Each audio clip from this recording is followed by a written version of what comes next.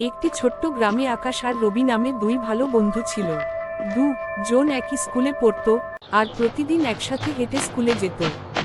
একদিন স্কুলের শিক্ষক বললেন, আগামীকাল সবার প্রিয় শিক্ষক দিবসের অনুষ্ঠানে তোমরা একটা বিশেষ নাটক করবে। আকাশ আর রবি খুব খুশি হলো, কিন্তু নাটকের জন্য তাদের পড়াশোনা আর অনুশীলন দুটোই একসাথে সামলাতে হবে। রবি গান গাইতে পারত, আর আকাশ অভিনয় ভালো ছিল।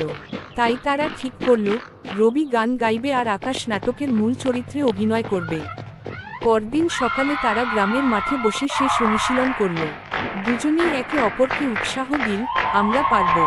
অনুষ্ঠানের দিনে সবার সামনে তারা দারুণভাবে পারফর্ম করল। শিক্ষক ও গ্রামের সবাই হাততালি দিলেন। প্রধান শিক্ষক বললেন, তোমরা শুধু প্রতিভাবান না, সত্যিকারের বন্ধু, যারা একে অপরকে সাহায্য করে এগিয়ে নেয়। সেই দিন থেকে আকাশ আর রবির বন্ধুত্ব আরও দৃঢ় হয়ে গেল। তারা শিখল, বন্ধু মানে শুধু খেলার সাথী নয়, স্বপ্ন পূরণের পথের সাথীও।